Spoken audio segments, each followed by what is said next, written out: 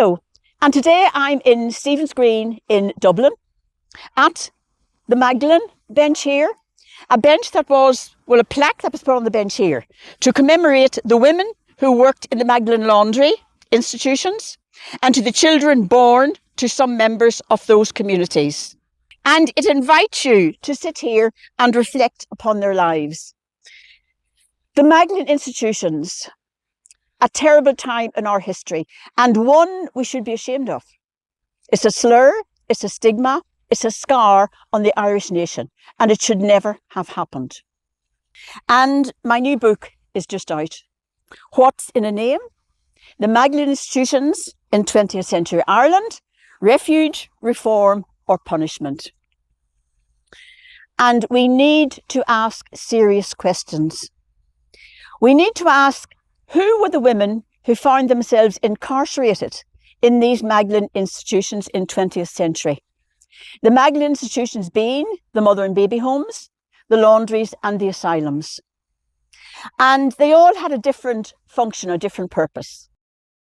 We need to ask, who were these women who found themselves incarcerated in these various Magdalene institutions? Where did they come from? What were conditions like for them inside? And what was the route each one had to take into one or other, or sometimes several of these institutions? And were the Magdalene institutions Ireland's answer to an Irish problem? That problem being pregnancy outside of marriage and the whole stigma and shame and guilt attached to that. And we need to ask further questions. Why was that possible? That all that happened in 20th century Ireland, in the Isle of the Saints and Scholars, in Holy Catholic Ireland, in the Ireland of 100,000 welcomes. And we need to ask, why were these institutions thriving and flourishing and prospering until the late 20th century, long after other such institutions had closed their doors in other countries? They were all gone by 1900, yet the last one closed here in Ireland in 1996. Why did that happen? These are the questions we need to ask. And this book, my new book just out, is an attempt not to accuse or blame or judge, but it's an attempt to explain why and how these institutions could have happened and could have been allowed to happen in 20th century Ireland. The Magdalene institutions, they must be seen in the wider aspect, a wider context of a wider Ireland, a wider world context, and in the context of the time in which they occurred.